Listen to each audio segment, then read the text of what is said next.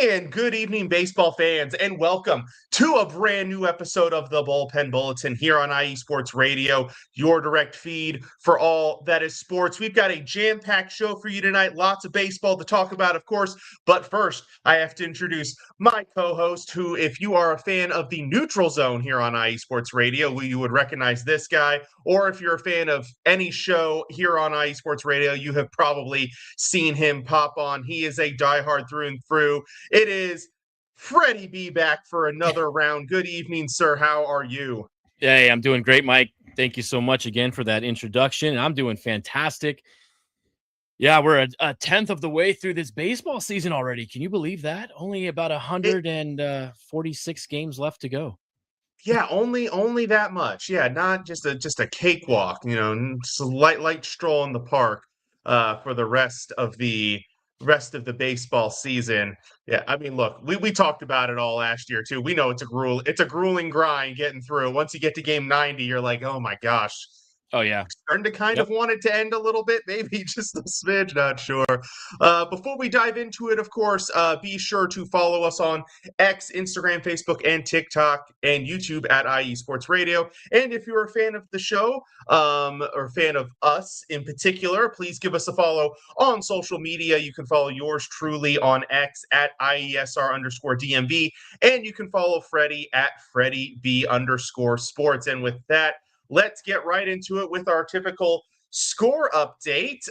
So let's take a look around the league. Not a ton of games, a little bit more of your standard, more relaxed, let's call it, Monday Night Formula. We have one final in the books. The Mariners took one from the Astros earlier today, 6-2. As you noted before we went on, Josh Naylor with his first 2 home runs of the season. Great for him to get out of that slump. Well, hopefully that triggers him getting out of the slump. That's a 4-game sweep for Seattle, and Houston's now lost 8 in a row, Mike. Yeah, that's insane. Great for Seattle because Seattle had some struggles starting. But yeah, Houston not exactly where they want to be early on in the season. Looking across the league, lots of heavy offensive games. We have the Orioles are beating the Diamondbacks 8-7 after a comeback. They were down 7-1, but now they've made it 8-7 lead. That one in the top of the 8th. We have the Phillies just torching the Cubs. That one 13-3, although the Cubs are threatening here in the top of the 8th with the bases loaded and no outs. Pete Crow Armstrong up to bat, so we'll see if they can make something happen there. We've got the Pirates just crushing the Nationals 15-5 on the heels of a 10-run 6th inning, which has blown that one wide open, that one in the bottom of the 7th. We've got Yankees Angels, the Yankees leading this one 7-4, that one in the bottom of the 5th. The Marlins Braves, the Marlins continuing to surprise a lot of people. Yeah. They're up 9-4, that one in the top of the 6th. The Twins put up 11 runs in the first 2 innings against the Red Sox. They lead this one 12-3, that one in the bottom of the 5th. And we've got the Guardians leading the Cardinals in a paltry, we'll call it, 4-1 game. That game in the top of the They didn't get the memo there. Yeah, no, they didn't swing away, apparently. I mean, it is warm where I am. I don't know if it's warm where you are. Maybe it's warm enough that those balls are starting to fly out of the stadium a little bit easier. But we've got Rangers and Athletics tonight. This is actually only the second home series for the Athletics so far. Right. So that'll be nice for them getting the home stand here. That's Nate Eovaldi versus Luis Severino in that one. And then we have the Mets at the Dodgers. We got Peterson going up against Robleski in that one. Dodgers, only team in the league not between 6-10 and 10-6 currently in record. So very compact standings. We'll get to that in just a little bit. First, we do have a couple of headlines, and I wanted to get probably the saddest topic of the evening, kind of knock that one off first, with a former player and manager, Phil Gardner, passing away this past week at age 76. He was a 3-time All-Star. He's a former manager, like I said, of the Astros, and also the Milwaukee Brewers and Detroit Tigers. Yep. He spent his professional career with the Astros, also the Athletics, Pirates, Dodgers, and Giants. Pretty long career as well, 16-year career. Really good career. Yeah. At the age of 76. Very sad news there. Your thoughts, Freddie? Obviously, very sad to see anytime this happens, of course. Yeah. My dad is getting up there in age. He just hit his 70 mark, and he was a big fan of Phil Garner as well. Great second baseman, played a little bit of third base as well. And I saw him when he was finishing up his career. I know I have some old baseball cards of him, I think, of when he was on the Astros. And speaking of the Astros, he's the only manager that's taken them to a pennant. Their only pennant in 2005, the year, they lost to the White Sox that year. But yeah, Phil Garner was just a man of baseball, spending over 31 years in the majors between coaching and being a player. And yeah, it's always sad when some of the guys that you followed and you rooted for start passing away. But yeah, that's tough for Phil and the Gardner family. And yeah, what a good career though he had in baseball. Phenomenal career. Also was a star for the Tennessee Volunteers and had his number retired back in 2009 by them. So yeah, like you said, baseball man through and through. Like you said, 31 years in the major leagues, almost Yeah. nonstop. A small gap between when he was a player and when he became a manager. But yeah, Right. Yeah. beloved by the league, and like you said, condolences to his family as well. So moving on now, again, rest in peace, and we move on with more baseball, as I'm sure Phil would have wanted us to do. Absolutely. So we have more City Connect jerseys coming out. For those of you who are not familiar with the City Connect phenom, this is this trend that started, I don't know what, but it's about 2 to 3 years ago. Teams started rolling these out. Freddie, correct me if I'm wrong on that, but Yeah. they started rolling out these like alternate home jerseys, things, experimenting with different styles, different, layouts, things like that. Sure. What are your Yeah. thoughts on the recent Well, wave, the recent, the new stuff that's coming out? Well, eight teams just released their City Connect 2.0, like you have on the screen right there, and I do like some of these uniforms. Like you were saying, the idea was to incorporate the city of which the franchise is playing in, and you saw that with some of the teams and the cool look at uniforms that they had. Some of them look like adult league softball type uniforms. I don't dig like the black or the dark blue pants. I don't think that's a good look for baseball.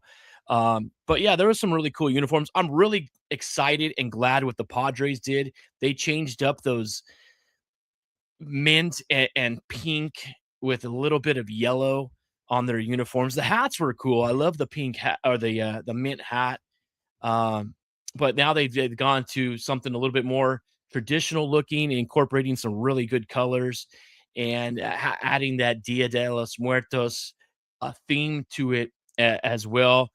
Fans flocked, I know, to Petco Park and to the stadium store to pick those up when they were announced on Thursday, and they look fantastic on the field, kind of like the cream hat with the dark blue and the Right. orange, and yeah, really cool. Some of them are really nice. Cincinnati Reds kind of changed theirs up again. They went back to like a red version of the black ones they had last year. Right. Yeah. Just a lot of solid. Yeah. Yeah, I like it when, they incorporate like some fun like city references or local references into them. I mean, Right. sometimes teams just do a slightly modified version of their original jerseys, and that's kind of boring. Some teams go for kind of a classic, more like kind of they, revert back to the classic. That's what the Orioles The Orioles. City Connects 2.0s, kind of an homage to kind of the I classic 70s, I 80s. like those. I Yeah, like the font on the hat. It's like I don't even know what you would call the B on the front. It's like a rounded, wound up B. I don't know what yeah, style font that is, but it's outstanding. It's a three-tone hat, the orange bill with the white and then the The back is black, really sharp. Atlanta Braves kind of went retro, but then future as well with theirs. I watched them last night on Sunday Night Baseball. Those looked sharp as heck. I really like those Braves uniforms. Now, what's your take on the Royals incorporating the blue with purple? And I just don't get that. I don't know what the reference is to Kansas City and what that has to do with Kansas City at all. But what's your take on those? Yeah, I mean, it vaguely reminds me of kind of the classic Kansas, because the classic Kansas City jerseys were a little bit more plain, a little bit more subtle. Yeah, I feel like if you go back to maybe the George Brett days, sure. I feel like those jerseys were a little bit more subtle. Yeah, The color scheme is new. I'll describe it that way. That's probably the simplest description I describe it as is new. I mean, look, teams are playing around with their designs. This is Wave 2.0. I yep, think it's kind of like if you make a ton of different types of a shirt, not everyone's gonna hit. Some people are yeah. gonna experiment, try to be unique, try to be new. Some of them are going to be fun. Some of them are going to be well received. Some of them maybe not hit. It's new and it's different. I don't I exactly know. The little design with the dots just looks like three smiley faces connected to yeah, me. That's what I I'm see not it sure as. about And now that, that but I've seen it that way, I can't unsee it as anything else. So hopefully you all look at the markings and you see the same thing I do, and then it gets stuck in your head that that's what that is, and you can't unsee it. Maybe the that's pirate, maybe that's the yeah, contribution I can the make. the Pirates is pretty sharp. The font is that of like a tattered pirate flag, as Yeah, they spelt pirates across the front, and the bucko on the top of the hat there as well. Those are pretty cool looking. Texas Tejas, I understand their appeal to south of the border and everything down there. Yeah, it's kind of boring to me, to be honest with you. Really, yeah, nothing that jumps out at me on that one. But I still think one of the best City Connect uniforms um, was the Cubs. I still like the yeah. Cubs uniforms as being one of the best. Um, yeah, we'll see what happens. We'll see if more teams start rolling out. I don't know what the exact plan is with that, Nike and everything, but yeah, I mean, they're trying to get to like what the NBA, for example, Mike. I mean, there's 17 different jerseys for every team. They switch them Oh up, yeah. they switch the courts, they do all kinds of stuff. That's just overkill. And I understand it's all marketing and stuff like that. So I mean, these are fun to wear on a Friday or a Saturday night. I know the Padres wear them on their Friday night home games.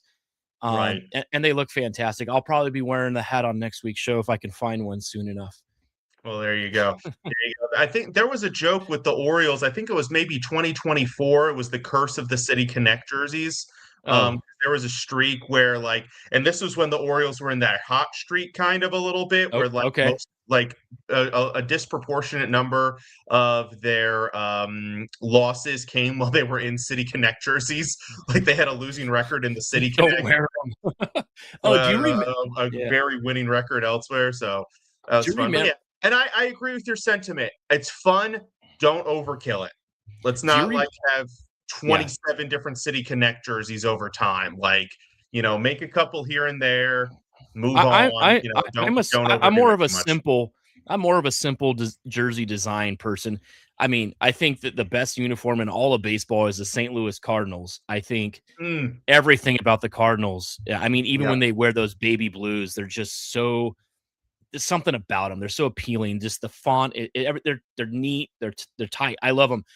Remember back in 1999 when MLB released like the futuristic, they did the turn ahead the clock. That could have been a little bit. I mean, I'm quite a bit older than you are, Mike, so you may not remember those uniforms. Some of the Quite a bit teams might had be a cut reach, off but sleeves. Those were terrible, yeah. terrible back in those days. Yeah, Um, what I will tell you, I was a baseball fan in 1999. I cannot say I was a super observant, attentive baseball fan in 1999. yeah, they tried to do something like this, 25 years ago. turn ahead the clock. These futuristic uniforms they were horrible. I'm glad they got rid of those. But Yeah, I'm just saying, for age reference, I did watch Cal Ripken play, of so course you like, did. Of I'm course you not did. not not not not not that young. I've got a few years behind me No, here. I understand. Yeah.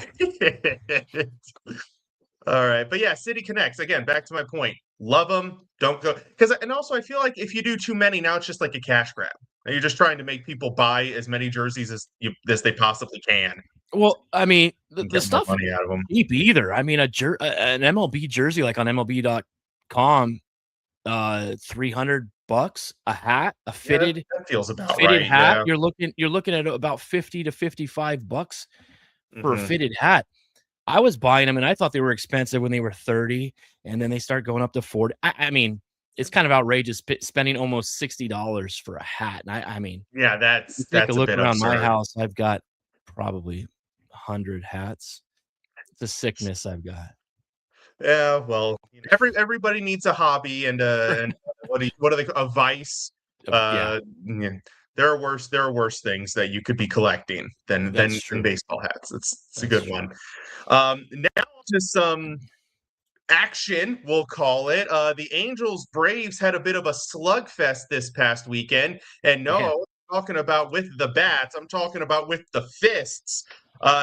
Very interesting altercation between Jorge. Oh gosh, I know Ronaldo so Lopez of the Braves, yeah, Jorge and Soler, Jorge Soler. the Yep. name right? Yeah, Jorge Soler of the Angels, and not even on a hit by a pitch. It was a pitch high and in that I guess Soler took offense to. And the funny thing, as you noted, Freddie B, is that some of the play went on afterwards because there was a throw to second, and these two Mm-hmm. start yelling at each other.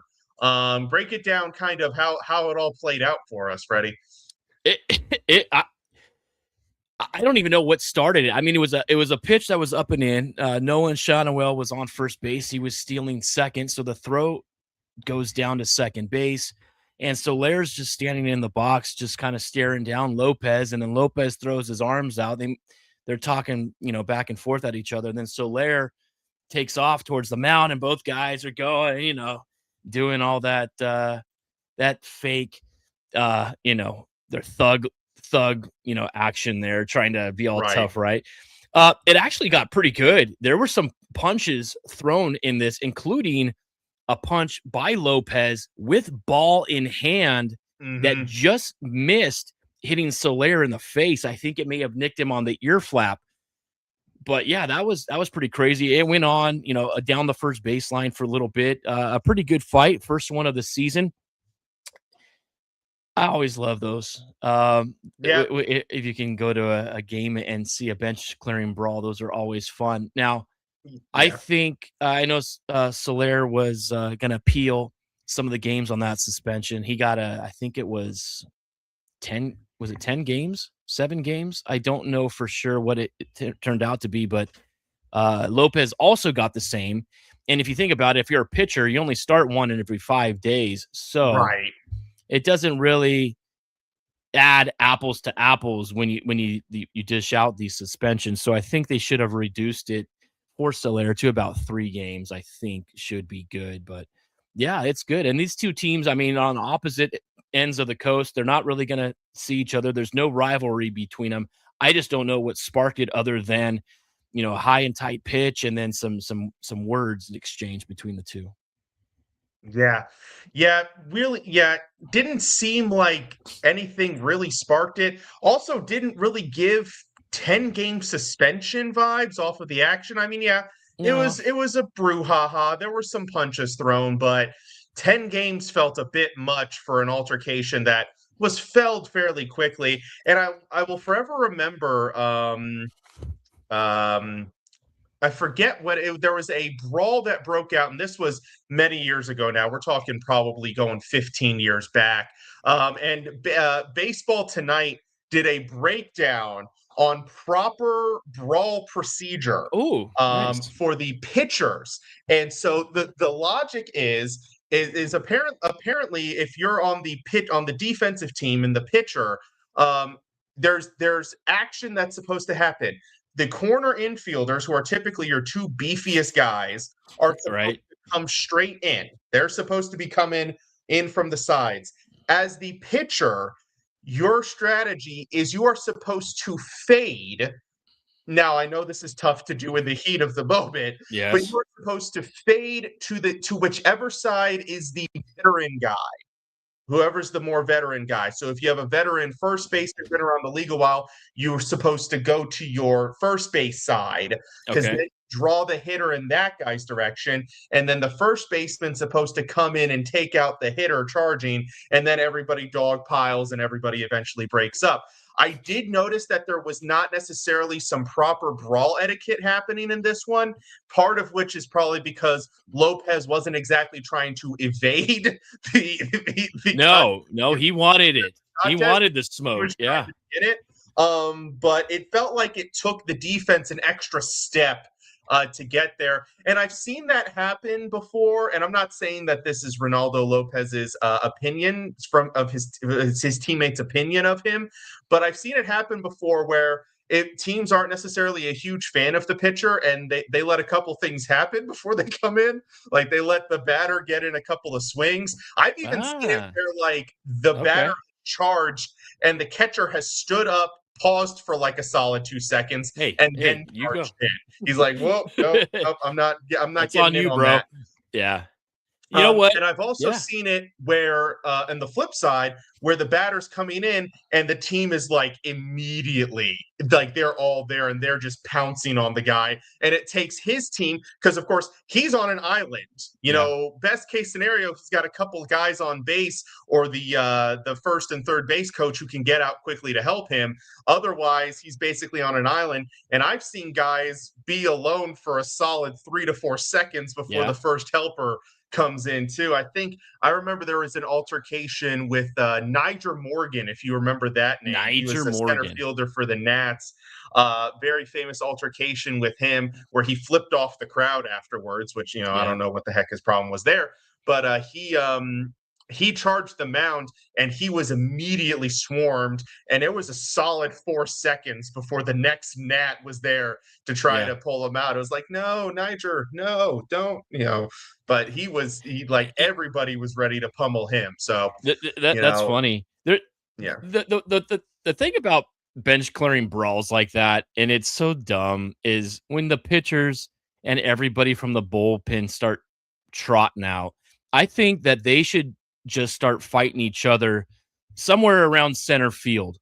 I mean, by the time they all jog in, and it's usually broken up. I mean, they want to be part of it. I understand, but they should do a bullpen brawl in the center field. I've read baseball tales where sometimes the bullpens are charging in and they're yelling at each other as they're running down the field. Like, when we're going to get there, I got you, me and you, we're going to square up, but we got to get there first.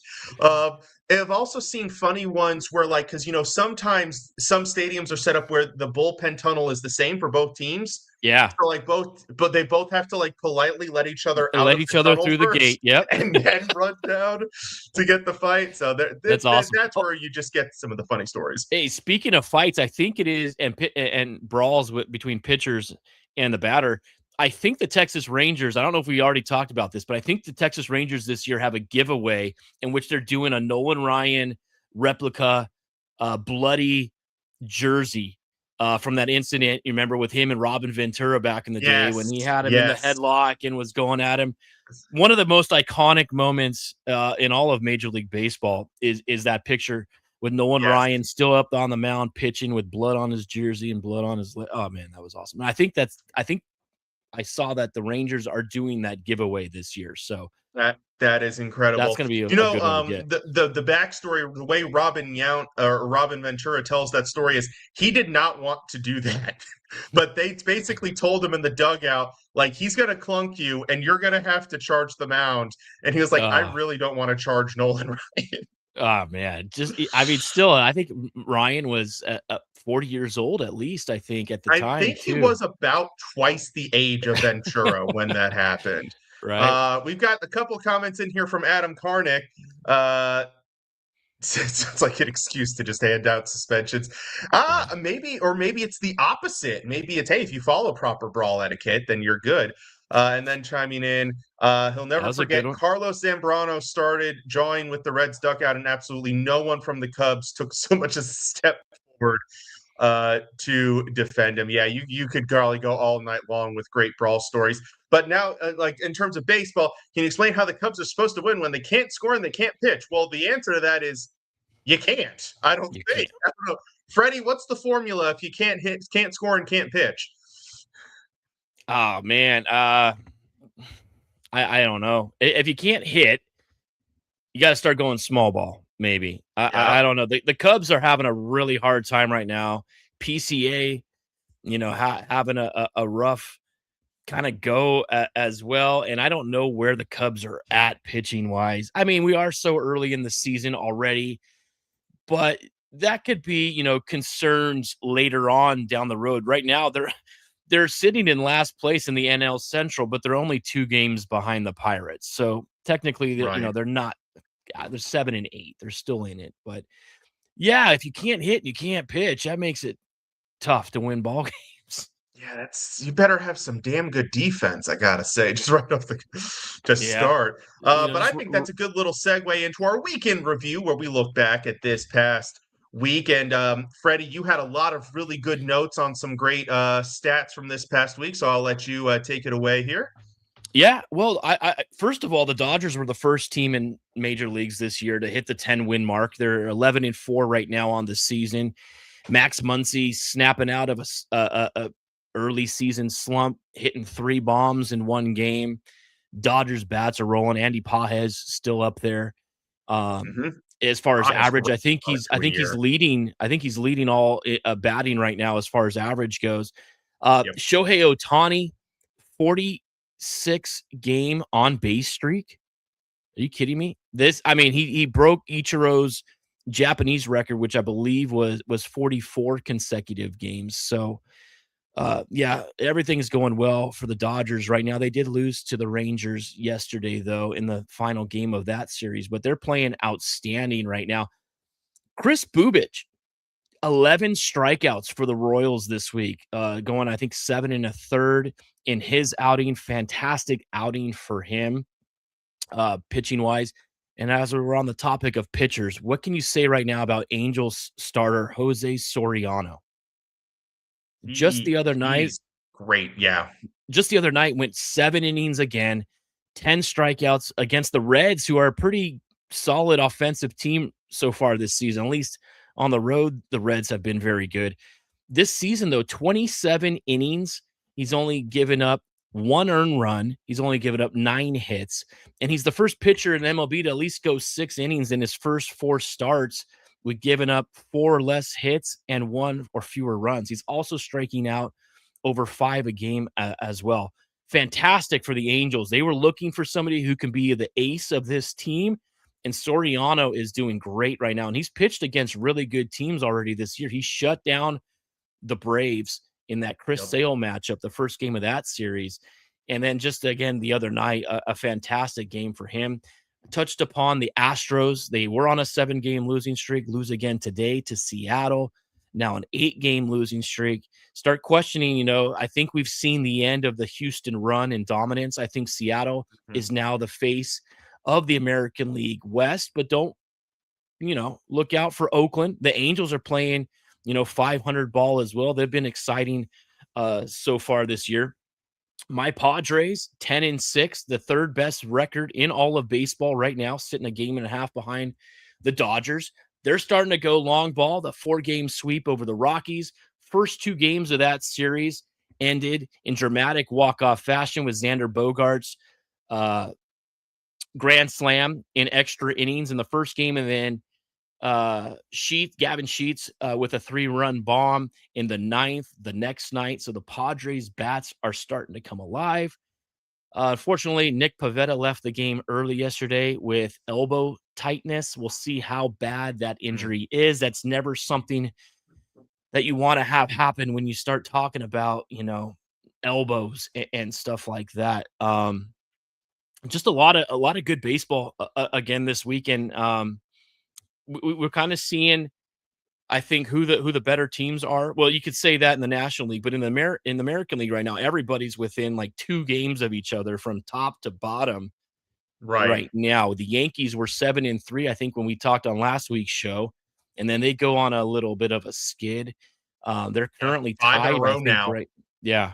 Oh, they 5 just in a took the row. lead back. It's a back and forth game they're playing against the Angels here tonight, up 8-7 right now. But yeah, they go on a losing streak as well. The Pirates playing really good. I like what I'm seeing out of them. And your Orioles, they're starting to win some games. They're on a 2-game winning streak. Tampa Bay on a 3-game winning streak. So that's kind of what I took away from this past weekend. We're starting to see pitchers start eating up a little bit more innings, getting to that higher pitch count total, like we talked about. It's take about 3 or 4 starts before we start seeing that. And I think we're starting to see that right now as well. Mike, what was your take on this past week of games? So yeah, very weird how I feel like last week when we talked, you could start to see little hints of maybe a couple of teams were going to start, running away early on. A couple of teams were maybe falling back, and then everything just kind of recondensed itself. And I mean, we were looking at teams that we were talking about as off to a great start last week, suddenly collapsed. The Yankees have lost 5 in a row now. The Mm-hmm. Brewers, who were dominating through first 10 games, have lost 5 in a row.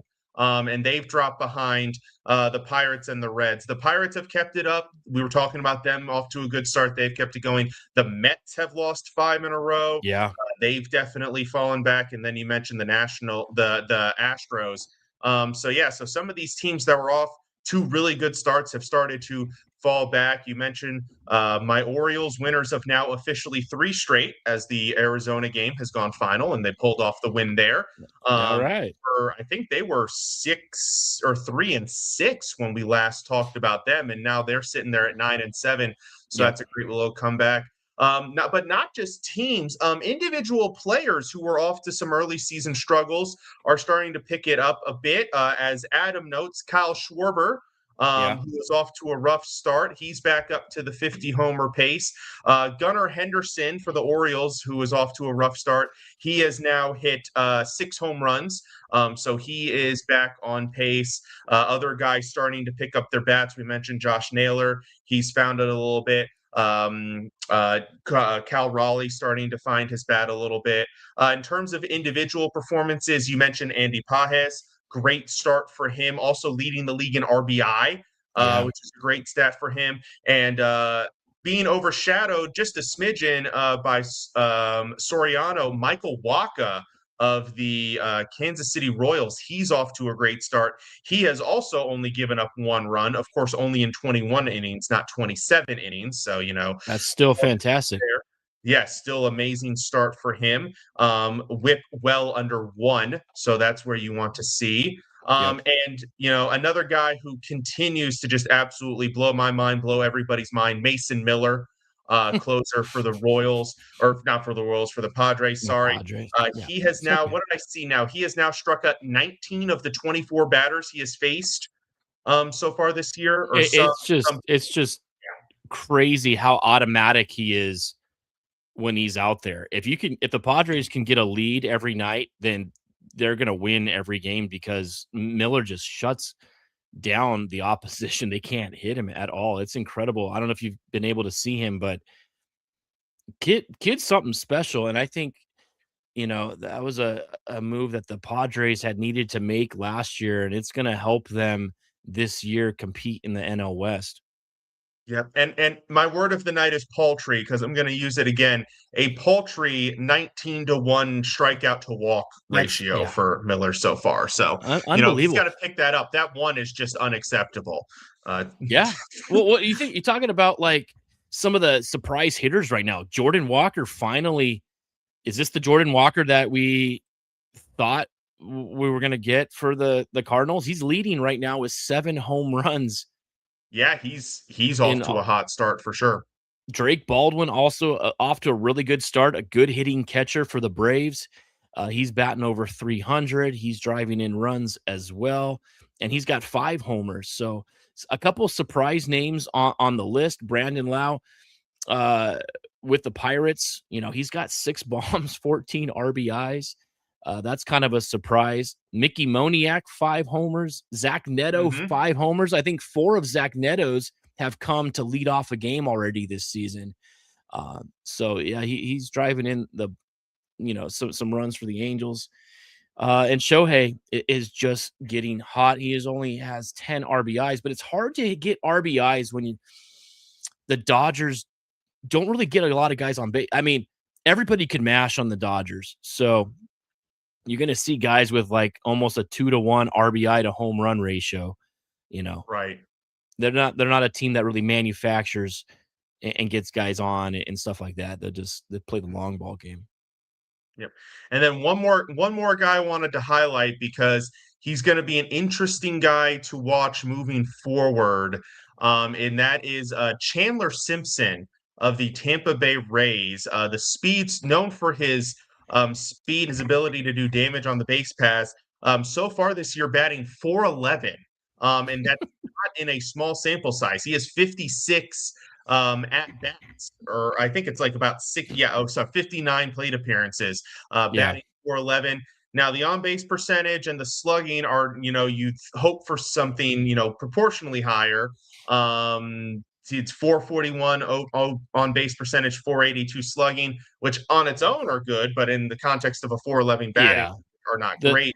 So the, the you like to see the power and maybe some patience at the plate start to take precedence, but finding the bat first is certainly not a bad strategy. And now they've moved him to left field with Cedric Mullins manning center. So yeah. they've hit in a little bit some of the defensive deficiencies that they were seeing last year. So I'm really curious to see if Simpson can develop a little bit more of his offensive game there, because if he can start getting a little bit of power, I mean, Sure. shoot, with that speed, just get it in the gaps or down the line. Yeah, Like, I mean, and then you let your legs take yeah. over. Yeah, he already has 2 triples on the season, and he's got Mhm. 7 stolen bases. So the guy's got speed. We know that. Now, can he hit for power? That's the thing. I mean, he's got low strikeouts so far. If you look upon the league leaders right now, he's only has 3 strikeouts. So he's putting the ball in play. What they need to get from him out of Tampa is, like you said, working the count, getting on base, maybe drawing a few more walks, Mhm. and then continue to just get on base and steal your way into scoring position. We've seen how effective that can be to have a speedster and that could be a threat on the base paths, especially when you have a lineup like in Tampa Bay that doesn't have the most power. Right. You know, Yeah. you got to get guys on somehow and get them over. I like him, and I think he's going to have a fantastic season. Yep. Note from Adam Karnick, 19-1. Good grief, hitter. Swing at strike one. Do something. Don't just let him blow it by you. Although I think, didn't I see he's averaging like 101 or 102 on his fastball. Like he's averaging something ridiculous. And it's Grant Taylor is going to set the MLB record for games started as a pitcher. He's opening 3 out of every 5 games. I guess they're using him as an opener. Oh, okay. Well, it's funny fact. I actually know this record. There is actually a record for most games started in a season, and it is 81. If you want to go way back, I think it's from the 1800s. There's a pitcher, and I'm blanking on his name right now, but he started 81 games, and he went full 9 innings in all 81 games. I think I think there are even some extra inning games in there too. So I think he threw like 735 innings, 2 records that will never be broken in baseball Man, for sure. Don't know that's how he still 80, had an arm after 81, that. 80. Yeah, seriously. How many years did he do that? Kevin Cash, Not many. Not many. right? Kevin Cash in Tampa Bay was the one who started kind of like that whole relief pitching, the starter uh down in Tampa because they were lacking, some starting pitching, and it just gives those guys an extra day kind of. If your bullpen's already being taxed though, that's hard. You're gonna Yeah. have to get, you know, some longer extensions from your middle relief. I know the dude for the Rockies over the weekend, Bayozo, I'm sorry, was just gassed after throwing 4 or 5 innings every night in that series. Yeah. Yeah, and he got lit up a little bit, but Yep, and then yeah, he could some never lift his arm again, says Adam Carnick. Yeah, for sure. Um, all right, so moving on now, looking ahead before we take our break, we're going to take a look at some of our upcoming MLB matchups. Of course, all of the games today have started new series, although I think maybe some of them might have finished up series over the weekend. So we've got more series starting tomorrow and then series over the weekend. What series are catching your eye, Freddie, for what's coming up? Well, so far, I want to see how the Mets and Dodgers series plays out. That's going to Hmm. start here in just a little bit in LA. And also the first part of this week, the Rangers and A's, the top 2 teams in the American League West right now. A's on a 5-game winning streak. Let's see what they can do. They're a young team. Again, you said they're just their second homestand of the season. And over the weekend, I'm looking at the schedule of games right here. Baltimore, Cleveland, I think lines up great. You got an NL East matchup between the Braves and Phillies. Those are always great games. And Seattle, Texas, another AL West, matchup between 2 of the top teams in the American League. I wish I was able to go. My Padres are in Anaheim over this weekend, but I've got some other obligations in which I can't attend those games, unfortunately. But those are always fun to go to when you have your the 2 teams that you root for playing together. You get to see 2 for the price of 1. Absolutely, absolutely. Yeah, I've got my eye on those games. I'm also looking Royals Yankees, really interesting Friday pitching matchup. Waka Yeah, versus Cam Schlittler. That's going to be a really interesting matchup there. I also like the Tigers Red Sox series, Casey Mize versus Ranger Suarez yeah. facing off. That should be a good one. And yeah, so you covered all of the ones I was looking Sorry, at, but that's I okay. didn't mean to That's take them all from you. There's a lot of great matchups out there this week.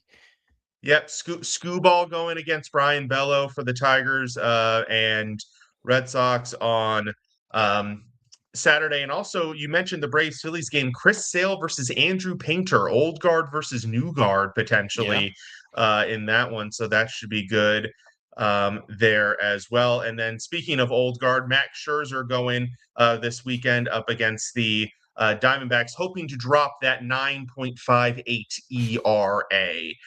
Look, sometimes you just got to admit when it's over and retire while you still have it. Yeah, I Still think we can agree that Max's better days are behind him. But indeed. I mean, you can't Indeed. you can't take that competitiveness out of the guy. No. I mean, if you give him the ball, he's going to go out there. He's going to throw it no matter what. So, um, really great career for Max Scherzer. Now, do you think he's a Hall of Fame type pitcher or just maybe like a fringe guy? Oh, Scherzer?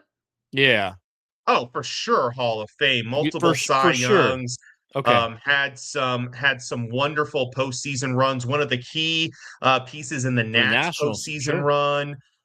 Yeah, no, surefire Hall of Famer. If Okay, I mean, probably not like a first ballot per se. I think they okay. might. There's usually I only like the tippity top of the top are first ballot. If there was a first ballot guy waiting, I would say maybe Clayton Kershaw of all pitchers would probably Right. be a first ballot guy, but definitely going to be in the Hall of Fame, no doubt in my mind. Okay.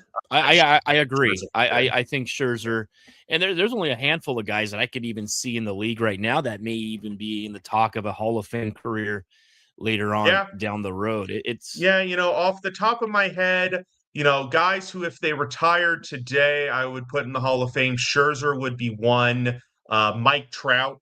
I think even with the recent slump, I think his sure. peak, you would put him in the Hall of Fame. Um, Judge. Judge, yeah, because the 3 MVPs. I think you're gonna put Otani. that in the Hall of Fame as well. Freddie Freeman, I would say, goes into the Hall. With all of his numbers, career numbers, and accolades. Just to name a few. That's a Yep. fun topic. We should do that topic We like as should. a I was topic just one thinking day. about Yeah, that. I'm that'd be like, a I can think of yeah, about a half that'd be a dozen fun one. guys right now that have Yeah. legitimate chances. Outside of that, that's a topic for discussion, and we can get into that deeper. I think we should do that later on in this season. Yeah, there you go. There you go. Maybe once we get into the dog days where like college is done, the draft's done, you start to run a little low on topics where it's just like, all right, these were the games this past week, and these are the games this upcoming week. Exactly. Yeah. But we're going to go ahead and take our break. When we come back, we're going to dip down into the minor leagues and also check out the college ranks before our Around the Diamond segment. Do not go away. You're listening to the Bullpen Bulletin here on IE Sports Radio, your direct feed for all that is sports.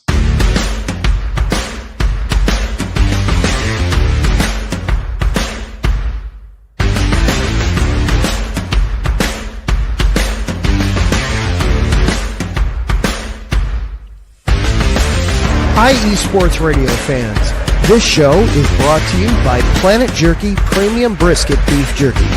Planet Jerky is the official jerky of the 2022 California League champion Lake Elsinore Storm, single-A affiliate of the San Diego Padres. This all-brisket jerky has gluten-free options, contains no MSG, no sodium nitrate, is low in sugar, and high in protein. Go to their website at planetjerky.net and follow them on Instagram at Planet Jerky. Planet Jerky, the jerky that's on a whole other planet.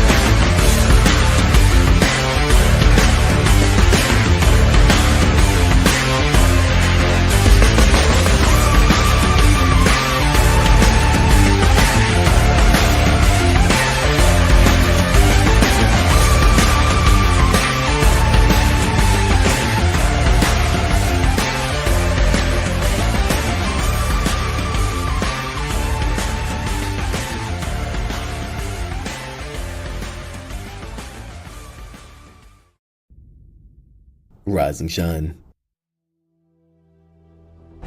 It's 4 a.m. The stars are still out. The sun is beneath the horizon, but it's time to punch in and go to work. The comfort of your warm-ups turns into the grinding out of your reps as the clinking and the clanking of the plates create a symphony of euphoria. There's no other feeling like it. Earn it, burn it, and take what's yours. IE Sports Radio has proudly partnered with Vital Apparel, a brand that not only fits great, but also promotes and donates to mental health research. Use our code IESR to get 15% off their comfortable and inspiring gym wear and help them on their amazing journey to support mental health. Go hard, take part in your iron therapy, and be strong. Because when your mental health is as strong as you are, there's no telling how far you'll go.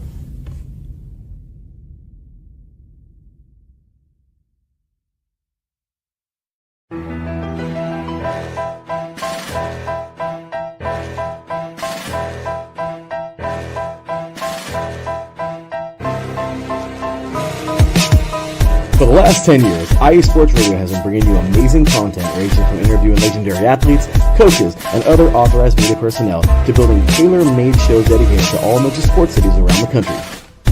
Make sure to follow us at IE Sports Radio on X, Instagram, Facebook, TikTok, and YouTube to keep up with the latest in sports and with all of our shows. Also, make sure to check out our daily updated website at iesportsradio.com. At iesportsradio.com, you can see our daily show schedule and check out all of our show pages with personal bios to learn a little bit more about each of our awesome hosts. In addition to our show pages, you can catch the IE Sports Radio blog, Hall of Fame, Fans of the Month page, and our merchandise shop including t-shirts, tank tops, caps, long sleeves, hoodies, and more.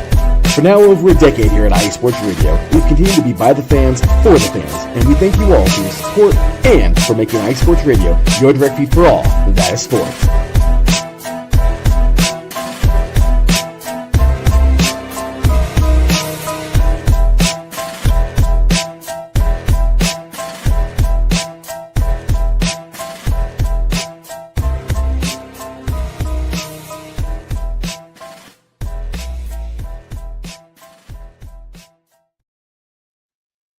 And welcome back to the Bullpen Bulletin here on IE Sports Radio, your direct feed for all that is sports. We are on to the second half of our show, and we are now introducing our minor league segment for the year, Down on the Farm, where we are going to go down to the minor leagues and take a look at, some guys that are performing well and some prospects to watch throughout the year.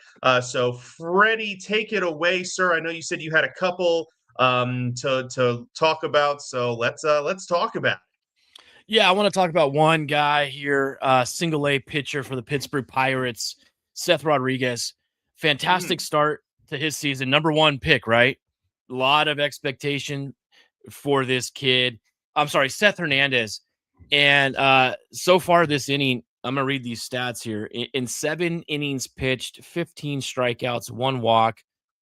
Opponents batting 130 against him, and he's got a whip of 0.57 as well, with an ERA of 1.29. So really good stuff. I saw some highlights of Hernandez as well. Really good slider and off-speed pitch. If he can just, if he stays healthy, that's just one of those things, you don't want these guys to get hurt and blow out an arm. With there's so much at stake and so much invested in them, but keep an eye out for this guy. He's right now playing single A ball in Bradenton for the Bradenton Marauders for the Pittsburgh Pirates. So keep an eye on that guy. Another guy closer here to home, Padres prospect Connor Westenberg. Fantastic week for Connor here, playing for the Lake Elsinore Storm. He's batting .611 right now, with 11 runs, 6 home runs, and an OPS of 1.445. So good on him. Let's see if we can get him. He is 22 years old, playing single A ball, which is a little bit older for single A. But he keeps producing and slugging and hitting the ball the way he is. We should see him making his way up through the ranks and maybe, sooner than later hitting that Padres roster. But those are two things that really stuck out for me. Obviously, there's a ton of great minor league action going on right now. A lot of the top prospects really delivering. Leo DeVries hit his first 2 homers of the season for the A's as well. Just as some of the guys that I had kept my eye on this week. Yeah, that's a great list. Another guy who I saw, Rays prospect Theo Gillen, who's the number 70 prospect. He also popped 2 home runs. I saw that one. Yep. A lot of guys with 2 home runs. Braden Montgomery had 2 home runs in Double-A for the. I think he's on the White Sox now, right? Yeah, I believe so. Yes. Yeah, I think he was part of that. Part of that Garrett Crochet trade a couple of years back. So those are some of the top guys. One guy who I noticed, not somebody who's getting a lot of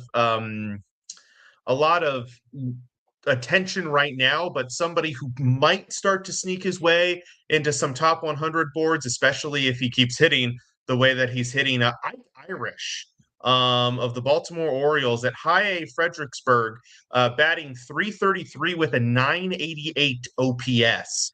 Through the first 5 games of the season. Last year's first-round pick for the team. One of the only ones who wasn't traded in the Shane Baz trade. He is off to a great start, as well as another rookie just in his first big league action, Joseph Zirwa, who was a second-round pick for the Orioles. He's pitched 2 games for High A Fredericksburg, 1.38 ERA, 12 strikeouts in 13 innings with a .62 whip. So 2 guys who are really good, really new to the minors, as they were just drafted last year, but 2 guys who might very quickly rise up the ranks for the team. Another guy, and I feel like he has been with the team for forever, is Creed Willems. Now, Creed Willems is not a name that I expect many people to know.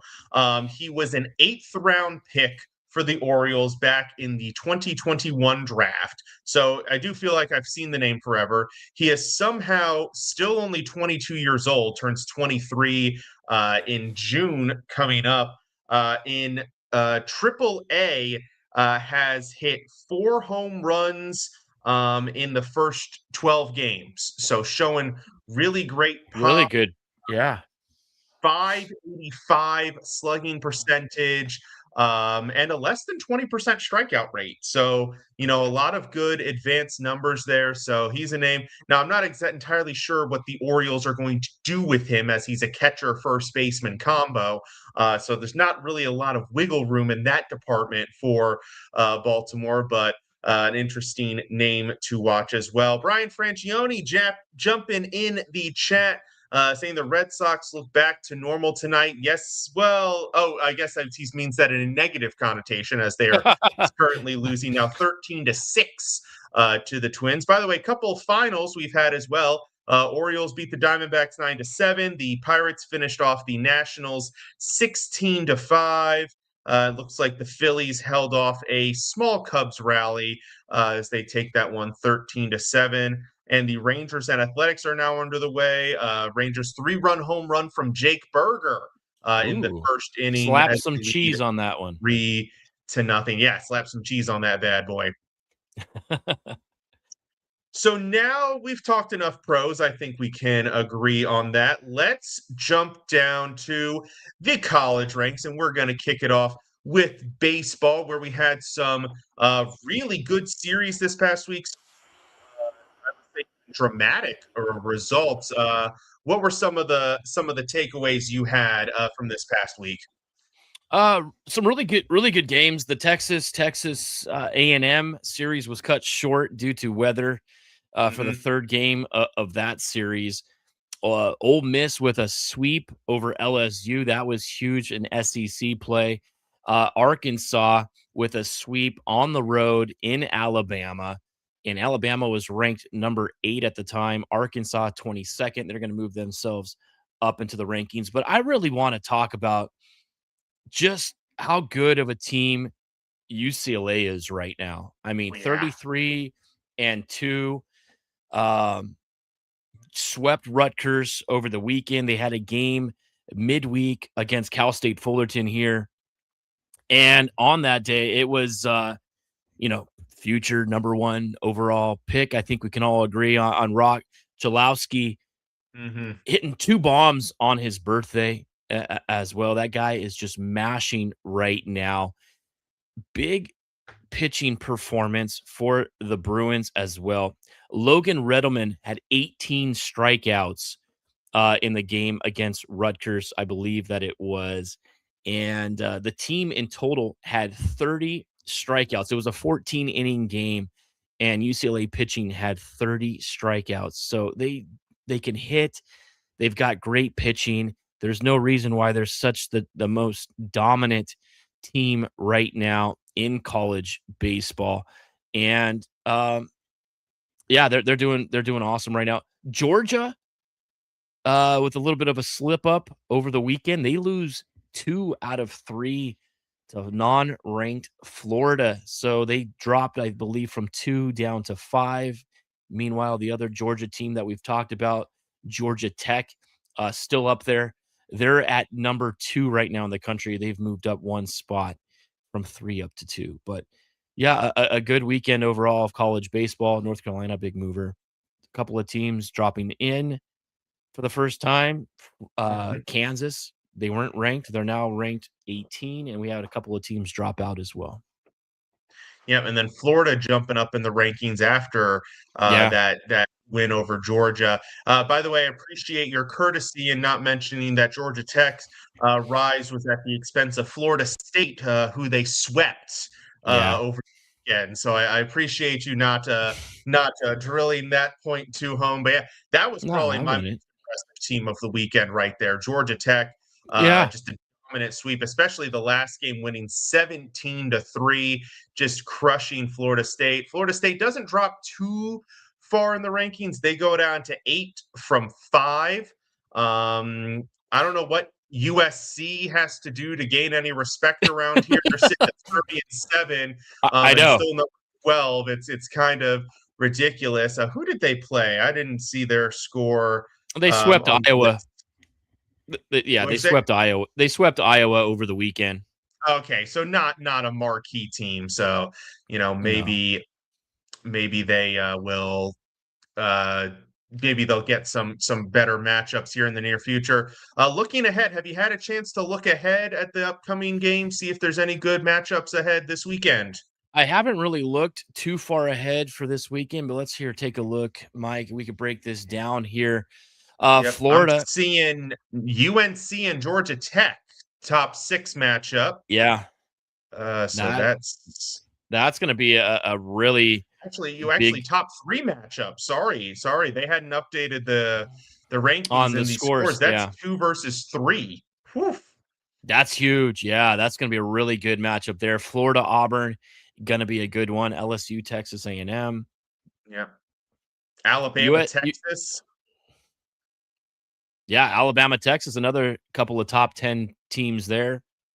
Yeah, And USC and Nebraska, 2 top 20 teams as yeah, well. If yeah. Hey, SC can win, maybe that'll be USC's opportunity. I think they just needed to play a little bit better competition. I mean, well, they have like the second most wins in college baseball, I think, this year to UCLA, Yeah, or close to it. They're the only other team, I think, with 30. North Carolina and Georgia Tech also with 30 wins, but 30. I mean, they're 30-7 and ranked 12th, and then you have Florida State at 24-11, who's ranked 8. But I obviously the ACC has got a little bit better pedigree of teams in its conference than the Big 12 does or Big 10 does this year.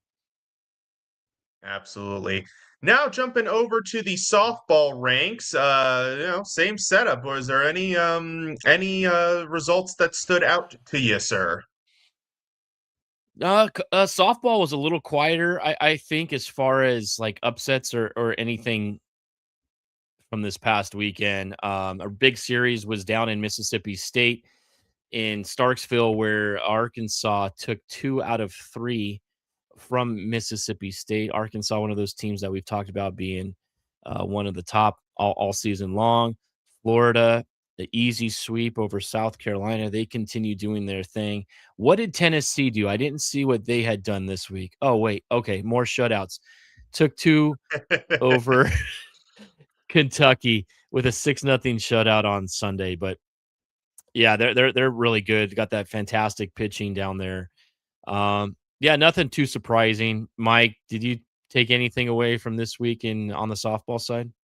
Probably the biggest one, Oklahoma, Texas. Oklahoma taking 2 of 3 in Yeah, that one, and with Texas Tech losing one of the games to Utah, true. Oklahoma sitting at 40-4 with recent victories against the top 5 Do school, they and go back Texas to Tech. number 1? They might. I could see an Oklahoma jump to number 1 over Texas Tech. Alabama, I know they swept Auburn. Sorry, you're not getting the bump there just because you swept Auburn. It's not that gracious. And Nebraska sweeping Wisconsin. They're number 5. Don't know if there's a justification to drop Texas for losing to Oklahoma. I don't know if there's really anybody kind of there that's really massively worthy of the jump up. I will say Tennessee, I'm starting to get disappointed. That ERA is over 1 now. I know. It's really starting to slip. They really need to get some more shutouts under the belt, start to pick it back up. Because that's not going to get it done. Of course, I'm being facetious, but They did have 2 shutouts over the weekend against Kentucky, a 5-0 and a 6-0. they need 4 more now. They need Yes. to get that ERA back under 1. Exactly. No. And I think they can Yeah. do that. They have a single game coming up against Radford, Mhm. which I don't think Radford has a very good softball team. I don't know, to be honest with you. And then they have a Yeah, big can't series say I know against either. Alabama coming up as well. That's going to be a really good series. Tennessee, Alabama. That's going to be a good series. We also have Oklahoma and Arkansas coming up on the schedule this upcoming weekend. Texas and Georgia. Maybe Mm-hmm. Texas chance at some redemption here. And I don't see where's Texas Tech. I don't see Texas Tech on the list. Maybe they have a weekend off or something like that. Oregon, Washington, a really good Big Ten matchup as well. Any other games standing out to you? No, not really. I think you pretty much covered them all. With that, I don't think Texas Tech. I didn't see what they've got going on, but yeah, I think the Alabama uh series is going to be the one that I'm going to look forward to watching most this weekend. Yeah, that's definitely a great one coming up. So now we have made it to our final segment where we go around the diamond and we talk about whatever topic is currently eating at us this baseball Monday. So, Freddie, take it away with Oh, your around the diamond topic. well, I really don't have anything like too drastic this week. I think it was my biggest takeaway, and I think we kind of touched on it already, is 2 weeks, 3 weeks into the season now, we're starting to get the better arms on the pitching side. We're starting to see pitchers go deeper, throwing better games. And then the bats coming around. We're seeing the guys who we expected power out of to start producing and hitting for power. I still want to see, these umpires get a little bit better. I'm going to be on it all season long with Mhm. all of that stuff. Um, but yeah, I mean, it's just a good week of baseball overall. I'm just looking forward to watching some more games and see what other stars can make a name for themselves right now. Yeah, absolutely. For sure. So I noticed this in a couple of instances this past weekend. This is ABS related. So Yeah, preface if anybody wants to just go ahead and tune out right now because we're talking about ABS again, fair enough. I But think it. I think yeah, in all fairness, I think it's you have to talk about it. It's oh yeah, it's a big discussion, and I think for sure. But Yeah. so my topic, so I noticed a couple of instances where so you talked about some of the numbers last week, and I think the numbers have pretty much held consistent that catchers have an above average success rate on their challenges. Hitters have been generally above average, although I've noticed a couple of instances where it's just been a little bit off and they've kind of laughed it off. Worthwhile challenges for sure. But pitchers continue to be below average. And I think I saw a couple of instances, a couple of highlights where a pitcher made a challenge and the catcher very obviously paused and kind of gave the look of, really?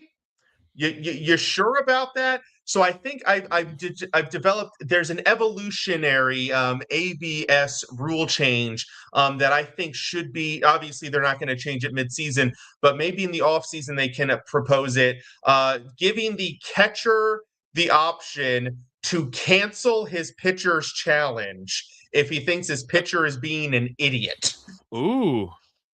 would be a fun evolution. And especially, like I said, based on the numbers, it seems like the catchers early on seem to have a really good feel for it. In fact, some of the catchers, I think, have over an 80% success rate on their challenges. So I think now I probably toned down the language a little bit, but something to where, a catcher maybe can, like do something about a pitcher's challenge when he believes that the because some of the pitcher challenges I've seen, like they're off by like a solid inch and a half off the plate. It's like that was not even close. Yeah. Yeah, you should be. I think the catcher, I mean, but you only have a certain amount of time to do this as Right. well. So the catcher's got to say, no, override or to do Yeah. something like that. Because I think once the challenge is initiated, I don't think you could like renege on it. Um, Yeah. but yeah, that's something to look into. I didn't know until earlier in this week when I was watching a game. It was the Reds and Angels. I'm going to go back to this because there's two parts. When you have a position player come in and Mhm. pitch, those balls and strikes are not challengeable. Yes, that is correct. Yep. And the second part of that was Josh Lowe of the Angels striking out to the position pitcher, the position player pitching, and Nathan Lowe, his brother is playing first base at the time, and he was razzing him as he was striking out to the 56 mile an hour pitched floater. Right. It was pretty funny. I thought that was Right. good And look, local. do we really need to be challenging position player pitches? No, I know. It's just, it feels so silly to, I like that inclusion is the rule is what I'm saying. I think that's totally fair to have that in there. But hey, like I said, I think ABS, maybe not with my suggestion, but ABS is going to evolve as it goes. I don't think we've seen its final form. I don't think we're actually even anywhere close to its final form of what it's really going to look like and the impact it's going to have on the on baseball. I think we just had a 2-run homer for Trout right now, giving the Angels a 10-8 lead late in Hey, that all game. right. Yeah, I am seeing that as well here. Yep. A Mike Trout 445 footer. Yeah, That is blast. a beefy, only dwarfed by Aaron Judge's 456 footer Whew. that he hit in the first inning. 2 home runs for both guys actually tonight, both Judge and Trout. That's got to warm a lot of baseball fans' hearts to see that. Yeah. Yeah, yeah, you had to take the over in the total runs scored in all these games tonight. I mean, we're Seriously. seeing some huge numbers, and tomorrow night will probably be all pitchers duels, and we'll have like Yeah. some 4-3 games or something like that. By the way, we talked about Cleveland and St. Louis maybe not getting the memo tonight. Cleveland 9-2. So Oh, they got Cleveland, it. They got it. Cleveland did indeed get the memo. And Jose Ramirez, another guy who was another veteran off to a slow start, slowly starting to work his way back. His OPS is now up over 600. So he's working his way kind of back Yeah, into it's the groove here. some of the guys that we talked about too. They were also playing in the WBC, so Right. I think they're starting to come around. It's just taken a little bit of time. Didn't have the proper spring training as they would have normally had. So yeah, I expect those guys to continue to get better as the season progresses. Absolutely, absolutely. Well, that'll be it for tonight's show. Thank you to everybody who tuned in. Thank you to Adam and Brian for jumping in the chat room. Once again, if you're a fan of the show, please follow us on Yeah. X. You can follow yours truly at IESR_DMB. You can follow Freddie at FreddieB_sports. Any final parting thoughts, Freddie? No, man. Just looking forward to a great week of baseball. Got my plate is full. We've got NHL coming up. The playoffs start next weekend. There's still so much to be undecided in the NHL. I'm going to go right from this room, turn on my Kings on in the other room, and watch the end of that game and see what they can do. So, yeah, you can catch me on the Neutral Zone Wednesday with Adam Karnick. We'll be talking all things NHL, prepping for this weekend's Stanley Cup playoffs. One team they will not be talking about anymore is the Washington Capitals, who were just eliminated tonight. Did the Flyers end up winning? Shootout. Okay, well, that's it. Shootout win Dang. to get knocked out of the playoffs. That sucks because them and Columbus had that final game. I was looking forward to that one. That could have been epic. Okay, real quick. I know we're off topic. You're a Capitals fan. I love Alex Ovechkin. Did we see his final game going against Crosby yesterday? Or I think we'll see him back for another year. I think so too, and I don't love it. I would love for the team to move on. Maybe I'll jump in on the Neutral Zone tomorrow and we can talk about it then. We'll How be about talking that? about that. Let's make that deal, Freddie. I'll Let's jump do in it. the Neutral Zone with you tomorrow. All right. Talk about it Cool. more. But for now, we're going to wrap up Thank the you. Bullpen Bulletin here. Thank you to everybody who tuned in. We'll be back next week to talk more baseball, tons of baseball to talk. Like Freddie said, we're only 10% of the way through the season, so we got a long way to go, and then there's the playoffs. So, but thank you for tuning in. This has been Freddie B and Mike Patt for the Bullpen Bulletin here on IE Sports Radio, your direct feed for all that is sports. Have a great week. We'll see you next time.